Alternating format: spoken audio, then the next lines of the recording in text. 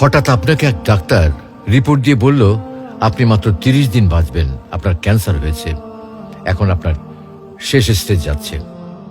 এটা শুধু আপনিই জানেন, আপনার পরিবার কিংবা বন্ধু বান্ধবরা কেউ জানে না। এখন এই রিপোর্ট পাওয়ার পরে আপনি বাসায় গেলেন, প্রতিদিনের মতো আজকেও আপনার বাবা আপনাকে বকাঝকা শুরু করলো, তোকে দিয়ে কিচ্ছু হবে না, সারাদিন কোথায় থাকিস তুই, অকাজের ছেলে, ইত্যাদি ইত্যাদি। এই মধ্যবিত্তের বাবার যেমন হয় আর কি। তখন কি প্রতিদিনের মতো আজও আপনি তর্ক করা শুরু করবেন, নাকি প্রাণ ভরে বাবার বকাগুলো শেষবারের মতো আরেকবার শুনে নেবেন? হঠাৎ আপনার মা এসে আপনাকে বলল, নে বাবা ভাতটা খেয়ে নে। আপনার মনে হবে এই বুঝি আপনার মায়ের শেষ হাতের খাওয়া, আপনি আর বাঁচবেন না। আপনি পরম তৃপ্তি নিয়ে খাবেন এবং আপনার কাছে মনে হবে এটা আপনার শ্রেষ্ঠ খাবার, যদিও ডাল ভাত হোক না কেন।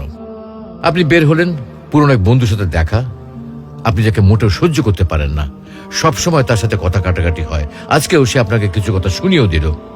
আচ্ছা, এখন কি আপনি তার সাথে তর্ক শুরু করে দেবেন? মোটেও না। আপনি হয়তো তাকে জড়িয়ে ধরবেন এবং বলবেন, দোস্ত ভালো থাকিস। আচ্ছা জানেন, আমরা এখন মৃত্যুর কথা ভাবতেই চাই না, এ থেকে আমরা পালিয়ে বেড়াতে চাই।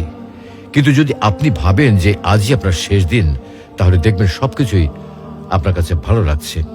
তাই ইগো ছেড়ে দিন, ইনশাল্লাহ আপনার মন ভালো হয়ে যাবে।